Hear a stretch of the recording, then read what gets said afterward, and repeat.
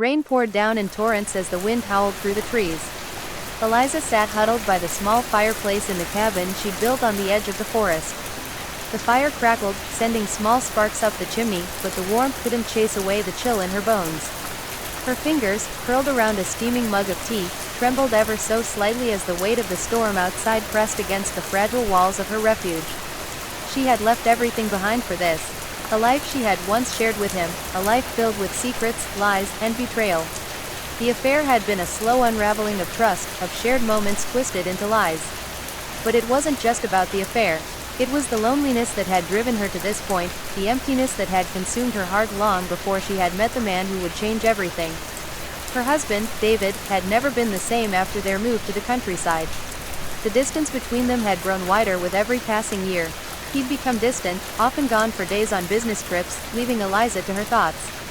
Then came the affair. A colleague of his, a woman named Amelia, with a smile that had unsettled Eliza from the moment they met. But she had never said a word. Instead, she kept it all inside, the jealousy, the hurt, the broken trust.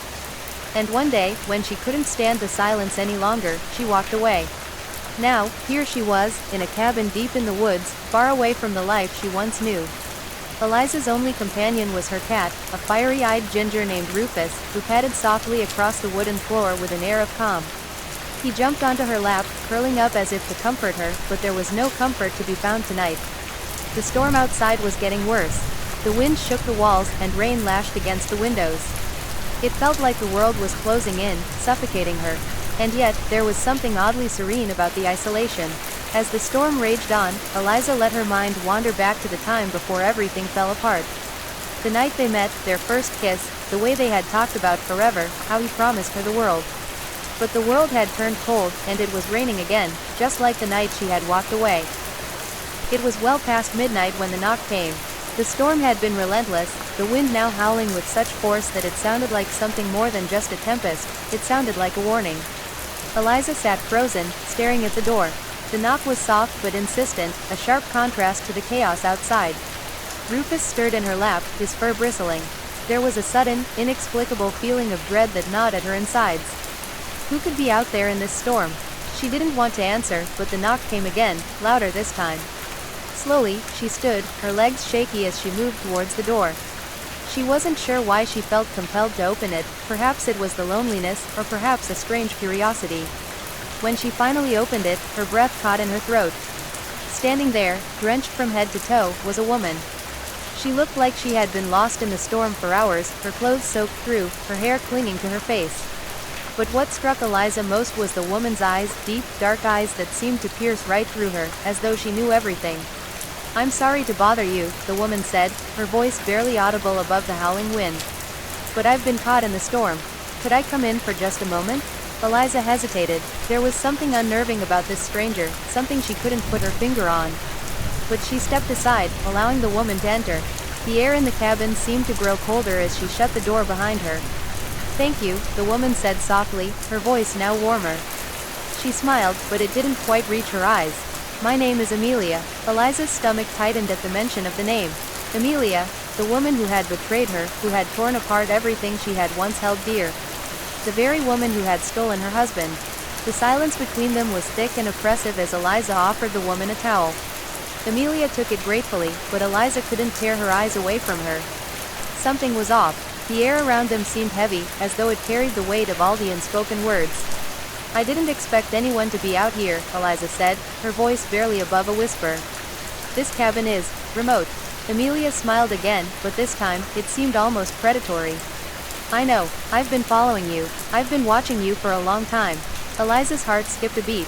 She had been alone in this cabin for months. The last time she had seen Amelia, the affair had been exposed, and everything had shattered. The words that escaped her lips were barely audible. "Why?" Amelia stepped closer, her presence overwhelming. "Because, Eliza, I didn't just want David. I wanted you, too. I wanted everything you had, everything you were. And now, here we are." The room seemed to close in on Eliza as Amelia moved closer, her voice almost hypnotic. "I see you, Eliza.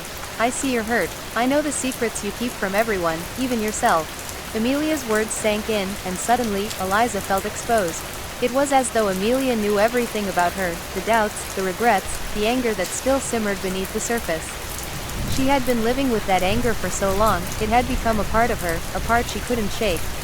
Leave, Eliza finally demanded, but her voice was weak, trembling with fear. She couldn't look away from Amelia's eyes. Amelia didn't move, instead stepping forward until they were inches apart. You can't run from the truth, Eliza. You'll never escape it. You can't escape me. A cold shiver ran down Eliza's spine as she realized that the storm outside wasn't the only thing that was out of control anymore. The storm within her, within the cabin, was just beginning. The storm outside had escalated to a deafening roar. The wind whipped through the trees, bending them as if nature itself was rebelling. Inside the cabin, Eliza stood frozen in place, her heart racing, her breath shallow. She couldn't look away from Amelia, her very presence filling the room with an oppressive weight. The air was thick with tension, and every word Amelia spoke seemed to twist the knife deeper into Eliza's chest. You don't have to keep pretending, Eliza, Amelia said, her voice soft but unyielding. I know what you've been hiding. Eliza's pulse quickened. She tried to speak, but the words caught in her throat. Her hands clenched into fists at her sides, her nails digging into her palms. She couldn't process it, couldn't wrap her mind around the fact that Amelia, the woman who had torn apart her life, now stood before her, speaking with such unsettling familiarity. It was as though she could read Eliza's mind, know her every fear, every regret. You think you can run from the truth, Amelia continued, her lips curling into a sly, knowing smile. But the truth follows you. It always does. The words struck Eliza like a blow to the chest. How had she never realized this? How had she never seen the truth for what it was? She had spent so long lying to herself, pretending everything was fine, burying the pain deep inside. She thought moving to the cabin, running away from her life, would somehow erase everything, erase the affair, erase the betrayal, erase the years of quiet, simmering resentment. But there was no escape. The truth had followed her into this cabin, and now it was demanding to be heard. You're just like me, Eliza, Amelia said softly, taking a step closer. We're both trapped in the same prison of our own making. You left David, but you never left yourself. You never left the lies. And that's what I'm here to remind you of. The words were like poison, sinking into Eliza's veins. She staggered back, her head spinning, feeling as though she were drowning in a sea of guilt and shame. Her mind flashed to the past, to all the moments she had tried to forget, the moments when David had come home late, smelling of her perfume, the way his eyes had shifted when she asked him where he'd been, the time she had found the message on his phone. She had known.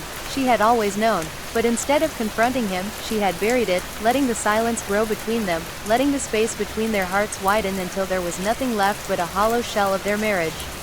And now, standing here in front of Amelia, Eliza realized the truth. She had never truly left him. Not in her heart. The room felt smaller, suffocating. She could hear the rain beating against the windows, a rhythmic, almost hypnotic sound that seemed to mirror the frantic pounding of her heart. Her breaths came in shallow gasps, and for a moment, it felt as though the walls were closing in on her. She wanted to scream, to push Amelia away, to demand answers, but the words wouldn't come. Amelia, sensing Eliza's turmoil, stepped forward once more. This time, her hand reached out, brushing against Eliza's arm with an unsettling gentleness. You're not alone, you know. We've all made choices. We've all done things we regret. But running away won't fix it. Hiding from the truth won't make it disappear. Eliza recoiled, her skin prickling at Amelia's touch. Her thoughts were a jumbled mess, swirling in a vortex of guilt, anger, and fear. She had wanted to escape, to start fresh, to put it all behind her. But how could she move forward when the past was clawing at her, refusing to let go? I don't want to be like you, Eliza whispered, her voice trembling. The words came out in a rush, a desperate plea for something, anything, that might make the overwhelming tide of emotions inside her stop. Amelia's gaze softened, but it was a cold, empty kind of softness. It's too late for that, Eliza. You are me. You always were. The words hung in the air, heavy and suffocating. For a long moment, Eliza didn't know what to do. She felt like she was trapped in a nightmare, unable to wake up. Her hands trembled, and she felt the cold, wetness of her clothes pressing against her skin. The storm outside raged on, its fury matching the chaos inside her. Amelia moved closer, her voice now a whisper, as though revealing a long-held secret. You think you can escape the past, but it follows you. And the only way to set yourself free is to embrace it. To acknowledge it, to accept the truth. Eliza closed her eyes, trying to block out Amelia's words, but they were too powerful. Too real. The truth had always been there, lurking in the shadows, waiting for the right moment to reveal itself. And now, with Amelia standing in front of her, there was no denying it any longer. The air was thick with tension, and Eliza felt as though she might suffocate from the weight of it all. She wanted to run, to escape, but she knew it was impossible. She had to face the truth. She had to confront the demons that had been haunting her for so long. As the storm outside howled louder, Eliza felt the crushing weight of her past pressing down on her. She couldn't outrun it. She couldn't hide from it any longer. She had to face the woman who had stolen her husband, face the pain she had been running from, and confront the truth that had been buried deep inside her for far too long. With trembling hands, Eliza turned toward the door, her heart pounding in her chest. The rain lashed against the windows, the wind howling like a wild animal, but she didn't stop. She stepped outside into the storm, her feet slipping on the wet earth, the cold biting at her skin. The world around her seemed to disappear, and all that remained was the truth that had been waiting for her all along. And as she disappeared into the darkness of the forest, Eliza realized something she hadn't fully understood before: she could never outrun the past. She could never escape the choices she had made. But she could change the future. She could start anew, but only if she was brave enough to face the storm inside herself.